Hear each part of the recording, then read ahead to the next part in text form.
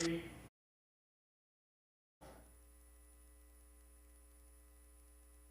afternoon, everybody. This is Jim Kirsten from Iowa Central. Welcome to our Last Eggs and Issues. We are hosting this with the Greater Fort Dodge Growth Alliance, and today we have Senator Tim Kreinbrink and Representative Ann Meyer. Representative Green was going to try to participate remotely, but the technology is not connecting, so he's going to send me a statement that I can read later on his behalf. So the normal rules are we'll have opening couple minutes with each member of the legislature, and then we'll open it up for questions on the floor, and each member will either answer the question or you can direct the question to one or the other. So with that, I'd like to offer Representative Meyer. You can go first. Great. Thanks. Thanks everyone for coming out today. I appreciate it. It's nice to have some in-person contact. So today is officially the last day of session. It is our 110 days. We are not finished yet though. We're going back next week. We've passed early on in the session. I know that as Chair of Human Resources, we worked really hard. We passed a lot of policy. And there were long days, long evenings. We passed some of our controversial policy early on in the session. And now for the past week or so, budget negotiations are really starting to take place. So it's kind of a lot of sit around and wait. I'll talk a little bit about the Health and Human Service budget, which I'm really proud of. We're funding a lot of entities that have been lacking in funding for several years. First and foremost, the acronym is PMICS, but those are Psychiatric Medical Institutions for Children. Through our budget, we are increasing that to $10.3 million with the federal match. We're in our budgets that alone is $3.9 million. So anytime we fund anything through DHS, we do really well because we get the federal match. So that just increases our money. And then another thing that's really important, especially in Fort Dodge, I've spoken with Teresa Naughton about this several times, home-based habilitation services. Those are high needs individuals with mental health conditions that are to keep people out of the hospital, out of jail. We've got them receiving a $20.5 million increase. 7.1 million of that is state funding. The rest is a federal match. And then we've got some good policy coming through the budget as well. And right now we're kind of stalled waiting for budget negotiations. So we'll be back. I'll let Senator Kreinbrink talk about that because he probably has a better idea of when those budget negotiations are going to wrap up. Thank you. Thank you. Thank you, Representative Meyer. Again, thank you for the Growth Alliance for sponsoring this. It's nice, like Ann says, it's nice to see people here as well. Thanks for Iowa Central again for opening up the biofuel building for us. It's kind of fun to be in the bigger room and have people here looking at us. But as you know, I'm the appropriation budget chair for the Senate. My job basically is to manage or try to manage the 8.2 or $3 billion that the state of Iowa takes in revenue. That the money, my job then is to look at all the committees that are out there, the appropriation committees, allocate a certain amount of funds to each one of those that fills up or takes away. This year, the Senate was kind of stuck on $7.9999 billion. We just didn't want to bump over that $8 billion range.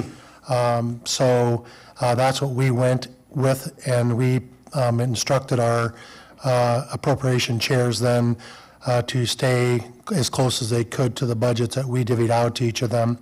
When I get done doing that, then each of the budget chairs, which I think Ann participates in the House side, then negotiates with their counterparts. So she's negotiating with probably Senator Costello, and Senator Costello is the Health and Human Services HHS budget chair on our side, and so on down the line. We've actually voted on 2 budgets already that we have agreed upon, and they are admin and administration and regulation, as well as transportation. So those are 2 of 7 or 8 that we have already agreed upon, and they are on their way to the governor's desk, and she has agreed upon them as well. At this point, it's not smart for us to just continue to lob these bills back and forth, because it could take forever.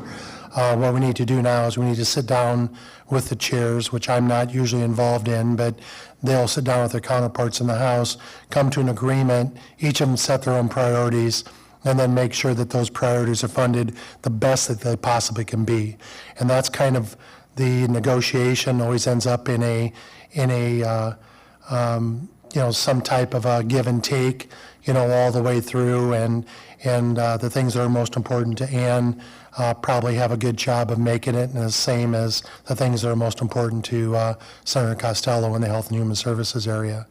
So, I'm a financial advisor. I love talking about money and love working with money, and I just appreciate the confidence that not only the Senate, but my constituents here have put in me, that we can continue to make Iowa one of the highest ranking states to actually do a lot of things in, and opportunity, places to live and grow your families, #1 graduation rate. I mean, I could go on for a long time, that the accomplishments that Iowa has made in the last couple of years.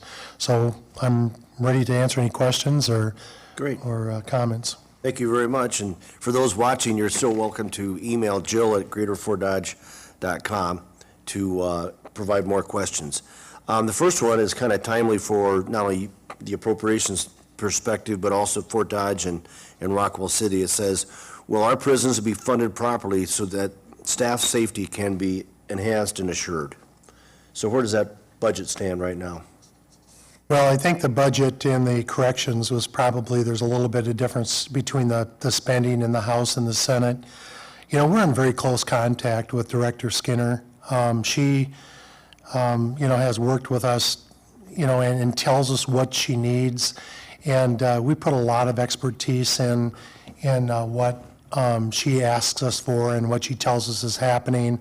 A lot of the stuff that the constituents hear out there in the news and also read in the papers are things that are coming from, the Denny Holman from the AFSCME. union, the AFSCME union. And of course, you can never have enough money thrown at anything as far as a lot of these areas are concerned. And it's not always money that solves these problems. So we're working hand in fist with the director, and the things that she said she needs, she gets. And we put a lot of faith in her ability to be able to lead our corrections facilities. Okay. And at the House's, this is one of the issues that we are not on, the House and Senate are not on the same page. The House has increased the corrections budget by $20 million. They have had, and I do not have any part in those negotiations. That is our representative to the West, Gary Worthen. He's been active in that budget for many, many years, and he's fairly adamant, after speaking. When we develop budgets, we are always in communications with the heads of the department. They let us know what their needs are. In fact, when we're talking about the admin and reg budget, a lot of the department heads said, we're okay with the status quo budget. And I think that that's what pretty much went forward in admin and reg. But there were some needs identified in that budget that the House is funding at a little bit higher rate. And then we also have a $5 million equipment fund for our law enforcement. In case things come up, any type of protection for law enforcement, they may need equipment. The House feels that it's important for them to have that to draw on. So that's where that. So those negotiations will be proceeding next week and Yeah, hopefully. they're actually proceeding right now. You know, a lot of us are home, but a lot of the negotiations happening between the chairs right now, probably down at the Capitol, and we're just not involved in those. Sure, okay. And then I guess on a broader question, follow that up, they wonder where are the big differences between the House and Senate on the budget and also tax reform? I'll let Senator talk about tax reform. Okay. That's pretty much the two differences. Yeah. So I don't want to spin it from one side to the other, getting in a fight with my representative here, but We don't argue. the Senate is pretty adamant about tax relief. We have sponsored a bill this year, sent over a bill on property tax relief. We wanted to take all of mental health funding off of property tax owners and put it into the general fund, and then we added an additional $10 million for mental health on top of what was being given before through property taxes. So we want to take away the mental health levy. I think it's 39 cents per thousand. We just want that to go away so that the counties and the state, or the counties and the cities are not charging people on their homes for mental health. That's going to come out of the general budget. So that's a big difference between the two of us. I don't know if, I think we kind of put our flag down there, and we're pretty adamant that we want tax reform. Another thing that is in that bill is getting rid of the triggers. So in 2018, when now Congressman Feenstra negotiated the tax cut for the state of Iowa on their income taxes, in order for us to continue to cut taxes, we had to hit two triggers, and one of them being a certain amount of revenue that we get in, and the other one is 4% growth in our GDC. And we were at 3.9 something this last year, and we were over top of the amount of revenue that we needed to trip that trigger. So in this bill also, it gets rid of those triggers. That's the only way we could get that bill passed back then, and so we went with it. And now the governor and the Senate, and I'm not sure exactly where the House is at, but they're ready to get rid of those triggers and just start to relieve some of those the tax burden on Iowans. And so I'll start with the triggers. The House is fairly, I think most of us are on board with that as well. The only reason we're on board with that is we are just about there. I mean, we're so close to meeting those triggers. So that tax relief is well deserved by the people, without a doubt. I want a consistent funding stream for mental health. And I've spoken to my leadership about this as well. I do not have a problem taking that off property taxes. I really don't. But on the other side of that, when we give that property tax relief, which again, I support, I'm worried about the backfill is going away. And is that a phase out in the Senate plan? Yeah. Okay. And I spoke with Mayor Bemrick yesterday. When we're talking about that in our caucus, everyone's not quite on board with that. So that's one of the big negotiations that's going on between our leadership, which is above my pay grade right now. But we do give our input. Again, I like the fact that we're increasing mental health funds.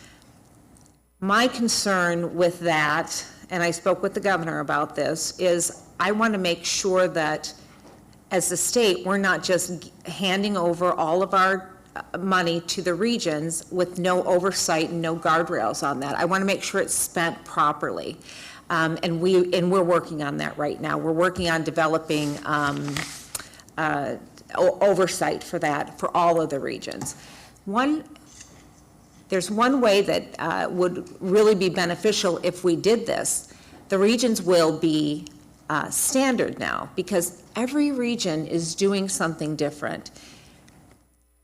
You know, the regions went into place before I was We're talking about elected. the mental health regions. I'm sorry, the mental health regions went into place before I was elected. This past year, we worked on legislation to be able to allow Webster County to leave the region that we were in, which was County Social Services, and now we're in CSIS, which is just south and east of us. I was told, so I think we put our letter of intent in November, and I was told that we have, in that short amount of time, the county has already saved over $400,000 by leaving that region and joining Ames. Right there, that tells me that there's some administrative issues that it's a good thing that we left. That said, why aren't all of the regions functioning the same? If we took over that levy and we have these guardrails in place, and we have every region following the same core services plus, I think that might be a better way to go. So again, I'm on board with that. The backfill, I'm concerned about that. I spoke with Mayor about that. I spoke with Mayor Bemrick yesterday. And he told me, yes, I am always going to be opposed to that, but I want to make sure that when you do it, you just give us enough time so we can budget going forward. I think we need to clarify the backfill, first of all. This all happened before either Representative Meyer or myself were in the legislature. In 2013, there was a law passed that gave Main Street businesses, small businesses, a cut in their property taxes. My building's one of them that received that cut, small business. And then the state then came back about $150 million a year to put that money back to the cities to backfill their loss. So when Representative Meyer is talking about backfill, what that means is there's money missing because people like myself and other small businesses aren't paying as high a property taxes as we were before, so that creates a void. The reason why that was put into place, the backfill then, was put into place so it would pass. So to me, it really doesn't make sense to take property taxes off, but then backfill it with general funds. It's like kind of taking from this area and kind of switching money around, and it's still the same amount of money.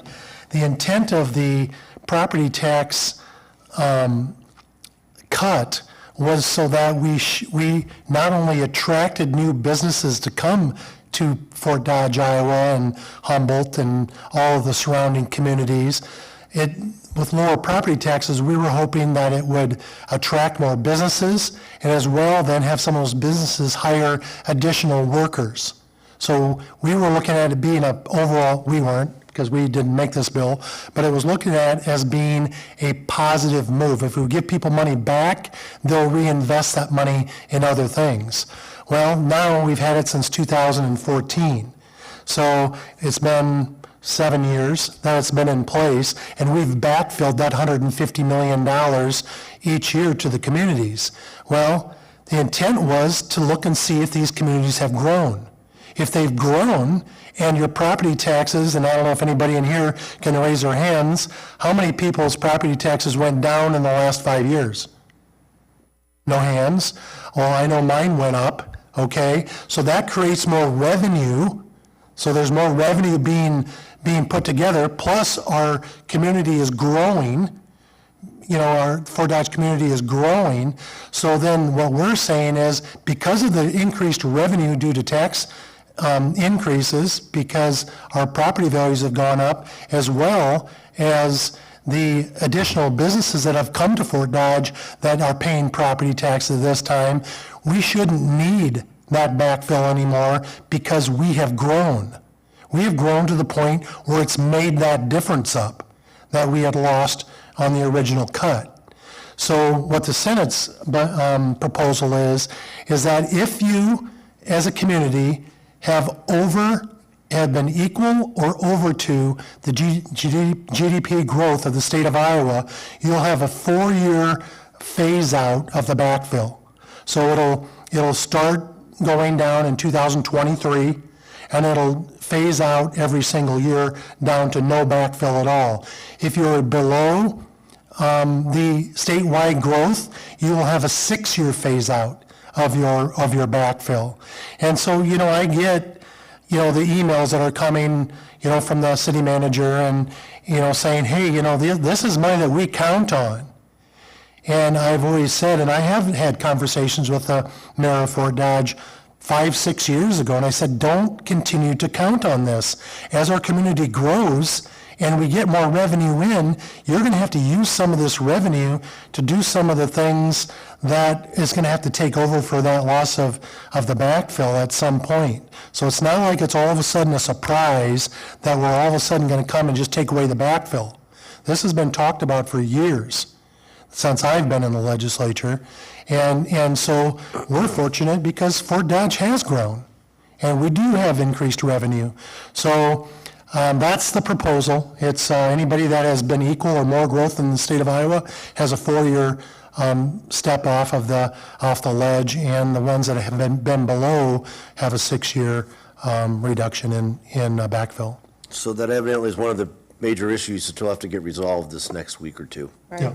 Okay. There's one other part of that, which I've heard from constituents, which is another good part, which I think most of our caucus agrees with, is the phase out of the inheritance tax as well. We've heard that from so many people, especially people who own farms. I mean, they repay those taxes every time a person in a farm owner passes away, and if that happens 3 times in 10 years, those taxes keep, and they're not insignificant. Mm-hmm. So that's another. Yeah. So this is a pretty in-depth bill. It's got 6 or 7 really pretty heavy moving parts in it, and the Senate's known for putting all that stuff together and just shoving it out the door to see if these guys can digest it or not. And we're known for taking those apart. Well, good luck the next week or two. Okay, another topic, and this I think you guys discussed in the House this week. Will there be any action taken for authorizing COVID vaccine passports or limiting them? Yes, so we took action in the House on that. What that does, I can explain the bill to you. It prevents private business, it prevents anyone who takes government money for any reason, for contracts or whatever. It prevents those businesses from requiring proof of vaccination status before you go in and do business with them.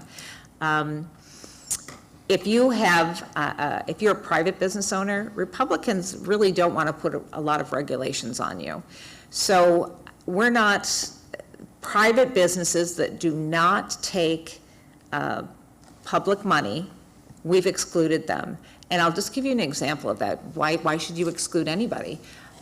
Let's say there is an 80-year-old dress shop owner in Denison, and she's been she's had this shop for 50 years, and she's gotten her vaccination, but she's in the most vulnerable category. Is it wrong for her to say, if you're coming into my business, I'd like you vaccinated?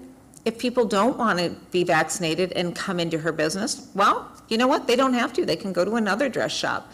But as a business owner who has, run this business on her own for many years, if she wants to put that regulation in place, she can. If Hy-Vee puts I'm completely vaccinated. If Hy-Vee any business puts a sign on their door, I want you to wear a mask, I'm going to put it on. If any business, I will gladly show them my vaccine card. The other part we left out we excluded from this is healthcare facilities. And it doesn't mean you will not be able to, number one, receive healthcare. What a healthcare facility will do is say, have you had your vaccination? If you haven't, then we're gonna say, okay, that's fine, but when you've come into the clinic or you're here to see your loved one, you're gonna need to wear a gown and a mask because, again, especially in nursing homes, these are where our most vulnerable people are. We have to give them the right to protect their residents. They can't leave. When you're in a nursing center, for the most part, that's your home. So people are coming into your home. They don't have any choice. Again, it's not that you'll be turned away. Visitation at nursing centers have been loosened up, and going forward, we've been assured that visitation policy is not going to be adjusted to where we'll lock that down anymore. But, and as I said to my caucus, because they did not want that exception in there, well, most of them, or a good number of them did not want that. Honestly, I trust the people who are running those facilities, who are running the clinics, to practice evidence-based infection control policies rather than the rest of the people sitting in my chamber who have, maybe two other people have healthcare experience. Okay. Thank you. And the other thing, I'll tell you what, I'm sorry. The other thing that the bill does is it says that the state of Iowa is not going to attach your vaccine status to any identification cards. Not your Okay. driver's license, not your ID. Thank you. And, That's over to the Senate now, I believe. Yeah, I think it must be agreed upon because it went through Commerce. I think it was probably Tuesday or Wednesday. I had a meeting right after that, so I heard the discussion. I think it's bipartisan. I think there's support on both sides of the aisle for this. It's not a Republican-Democrat thing. I think this is something that you're going to see go through in a bipartisan fashion. If any of you had a chance to watch Governor Reynolds last night on the Laura Ingraham show, if you didn't, pull it up on whatever you watch it on later, and watch it. She did a great job, and this is one of the things that they were asked, the governors were asked, and she said she thinks it might be going through by next week, and she says the minute it hits her desk, she'll sign it. So it looks like this is something, I think there's one or two other states, and I think there's 11 others that it's in the process of, and with the legislators getting to become law right now, and this is something I think that'll pass pretty quickly. Thank you. The next question is related to charter schools. Who thinks it's a good idea to have charter schools controlled by the state instead of a local citizen-elected school board? Is that the law that's being debated right now? It's my understanding that it is actually under the jurisdiction of the local school board. Okay, And it's public money going to public education. right. With the And, same ironically, Iowa Central has one of the two charter schools now in Iowa, Right. in Storm Lake, and it's worked very well, under the support of the Storm Lake School District.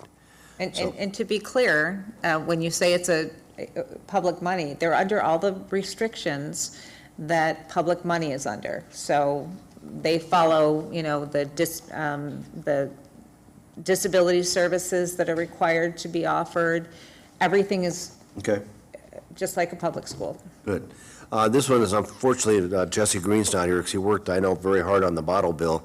The question has related to, will the bottle deposit be doubled so that redemption centers can get enough revenue to stay in business? And whoever asked this question, I would suggest you contact Senator Green because he really was working hard to get that done this session. Yeah, I don't know if he was working hard to double the deposit. No, or but the- trying to reform that process. Right. Yeah, and also I know behind me is Senator Rosenboom was also working on that. And I don't think this year anything substantial is going to happen with it. I haven't seen anything coming through in bill fashion. So, We do have a bill in the House. Representative Lundgren has worked extensively on that, and she is working to preserve the bill, and she always says, full disclosure, I hate this bill and I want to get rid of it. So she brought distributors, she brought the grocery stores, she brought everyone to the table, and no one's happy with the bill, so we know that we've got some good compromises. And it's kind of,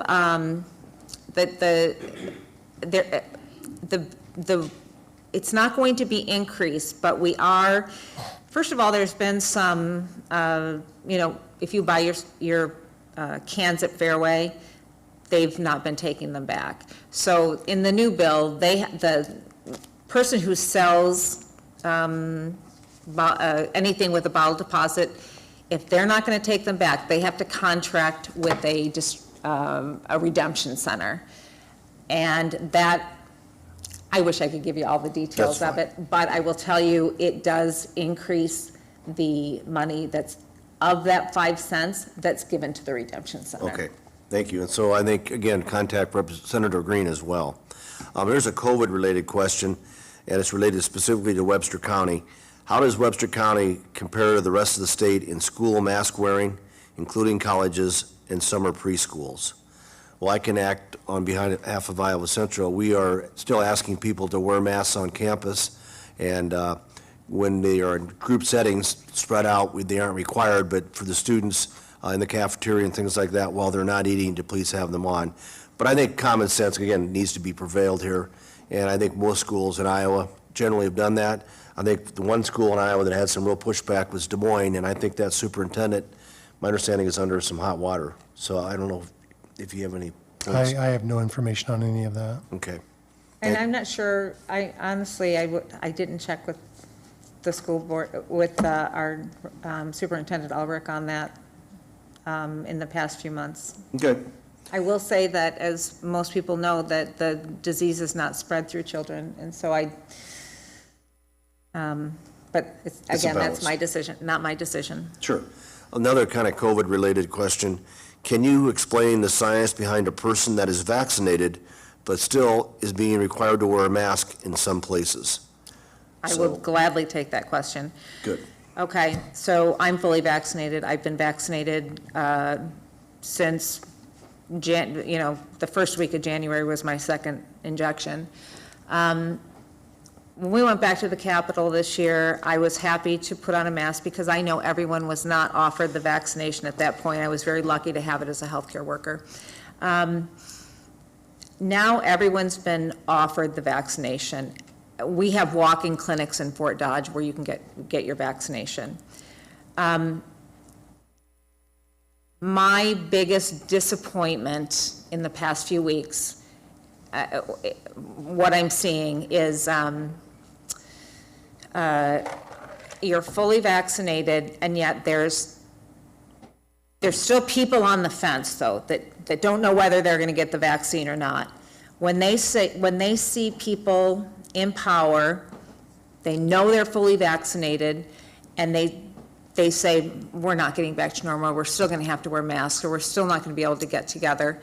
I will tell you, that's discouraging the vaccine use. There are risks involved with every vaccination. I promote the vaccination to everyone I know. I've been telling my friends to get it. I've been giving the vaccination in town. I've been giving it at work. We've had Capitol vaccine clinics. But if we are giving non-scientific information to people saying, well, if you get the vaccination, it's really not going to change anything, you're not going to get back to normal, there is no logic to that question. So I want people to know that we have to be able to let people know we're getting back to normal. Yeah. And the vaccine is the one way we're going to do that. Okay, thank you. Senator? No comment. Okay, this one is related to farming. Was there done anything by the state related to the direct yield recovery? I know the federal government came in with, federal aid to help the farmers that were adversely affected in Cedar Rapids and what have you. But is there any state funds that have been allocated, or are you aware of that? I would venture to say that there are probably not COVID-related, non-COVID-related money that probably was going to farmers other than the first-time farmer, grant and other things that we have always made available through the state. I don't think the state did anything special as far as any other funds. We're still trying to feel out this last pile of money, that came from the federal government, of what we can use it for and how to give it out. And, I think there's quite a bit of money there. We're looking at broadband being one of the things that hopefully we can use these funds on. It's pretty much, Governor Reynolds just signed it this last week down in the Rotunda, is that every last mile of Iowa will have fiber. So that's going to connect Iowa and hopefully make it a destination that people want to come to, that work from home.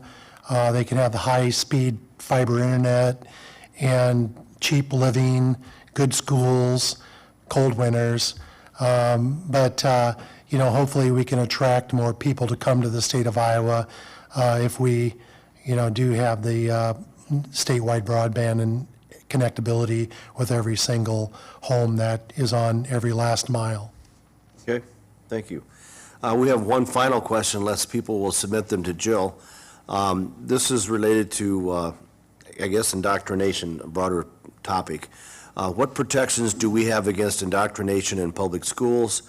I watched the Ames School Board be questioned at the State Capitol Library regarding what appeared to be different types of curriculum that are showing some bias. And I don't know if the legislature has taken any action on those topics, but would love to know what your thoughts were. Well, I know in the House Oversight Committee, they are looking at some curriculums in school, in different schools, and that came about from constituents contacting legislators. Honestly, I've not been contacted on that, but I know the outcome of some of the issues. So, and I'm going to talk in particular about the Ames School District.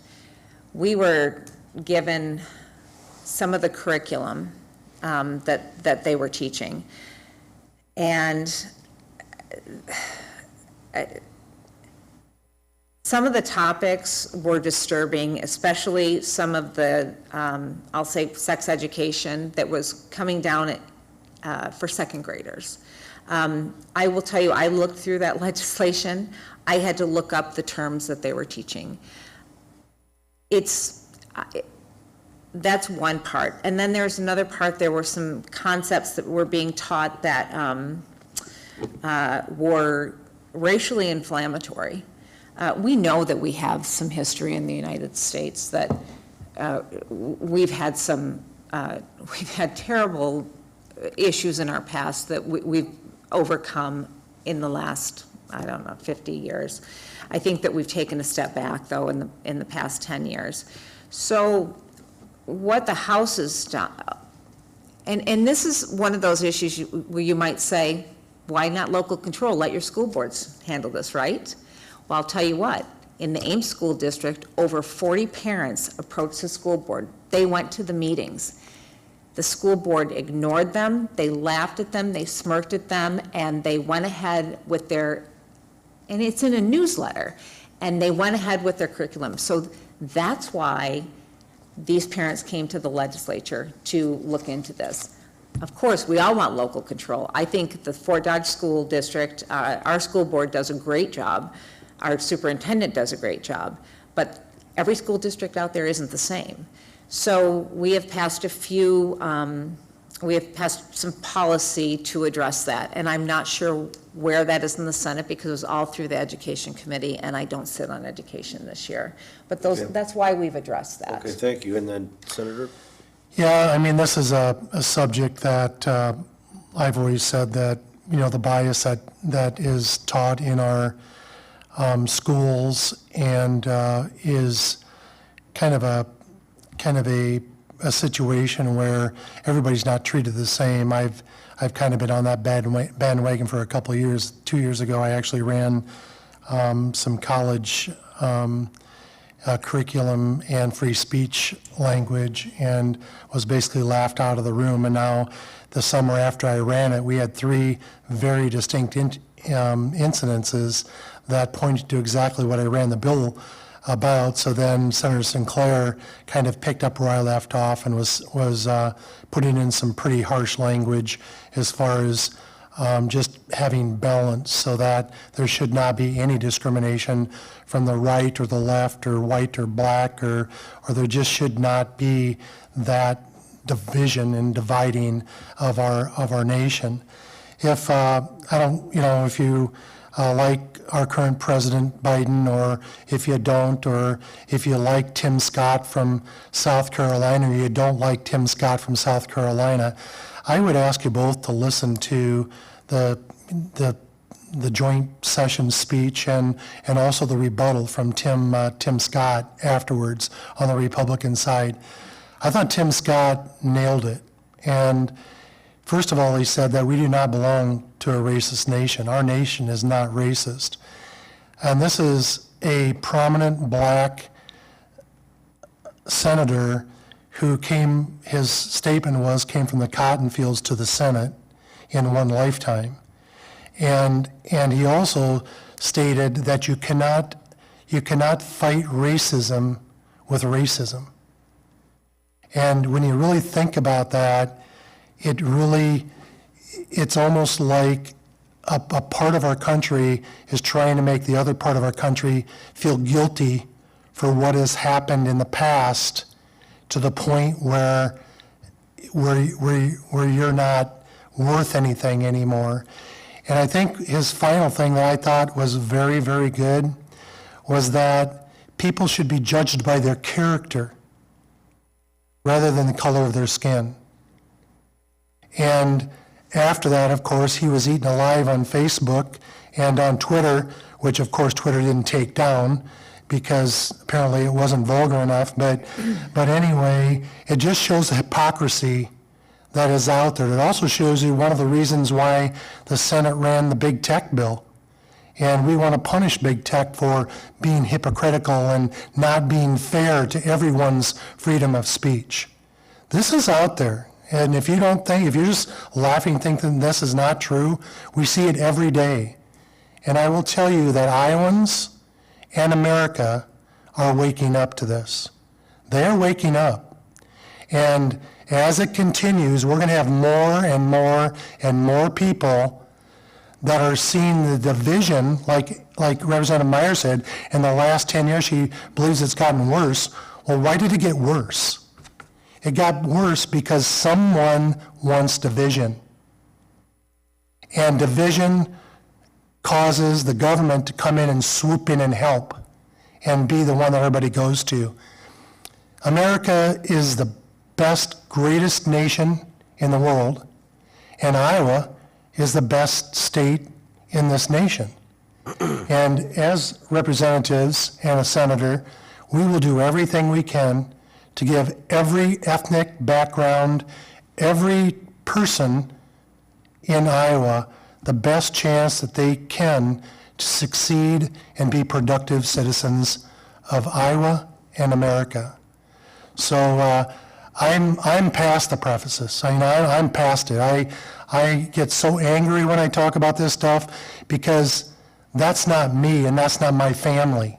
My mom and dad did not raise me to be like I'm being accused of being when I sit in the Senate chamber and I have the other side telling me how bad of a person I am. I did not get raised that way. And I don't believe that a lot of our parents, that people are listening and people are here, their parents have raised you like that either. So if you haven't listened to those two speeches just a couple days ago, I would say listen to both of them very carefully and just listen to what they say. And then you can make your decision on which way you want to take your life. So that's the end of my sermon. Thank you for the insight. And that actually was a good lead into next week. We are holding on our campus a diversity and cultural conference here in Fort Dodge with partnership with the Unity Point Hospital, APHIS, and the Fort Dodge Police Department. And there's going to be 3 different focuses. There's going to be one day on education, one day on healthcare sector workers, and another on public safety and education. So we hope that those that want to can contact me and they can get registered. But I think in Fort Dodge, we truly do have a good community that works together, and there's really not the racial divide that you see in some of these parts of the country, and we want to continue that. So also, I got a text from Senator Green, and he apologized again. He couldn't be here. He had a group from his area down at the Capitol today, and he just could not leave them there. So he wrote this and said, "Thank you, Iowa Central and the Greater Growth Alliance, for putting on Eggs and Issues. It is always a joy to participate. I also would like to thank my colleagues for their hard work this year. Let's finish strong and make 2021 the most memorable and productive session ever. Respectively, Senator Green." So Jesse, thank you for sending that in, and I'm sorry you couldn't be here. If there are not any more questions, I think if you want to make the last few comments before we close, you're welcome to make a closing statement. I'll start since you started. Again, thanks Iowa Central, thanks Growth Alliance. It just gives, I think, our community the opportunity to listen in on what's going on down in the Capitol. I was just talking today again to someone, and I said, you know what, and I've said this before, there's 95 to 97% of the stuff on there that's bipartisan. We vote, maybe not everybody votes for it, but there's Republicans, Democrats, and independents all voting for this stuff. There's just that 3 to 4% that, you know, just policy-wise, we'll never ever see, you know, totally on the same wavelength.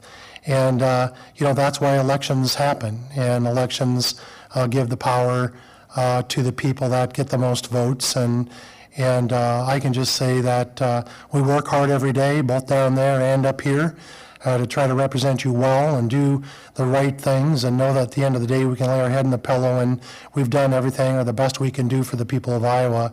And thanks for everyone listening, and thanks for all of you who attend. And you know, maybe we'll squeak another one in this summer sometime, depending on how long this session goes. Who knows? So Maybe July, August. I hope not, but hopefully we're done here in a week or so. Representative Meyer.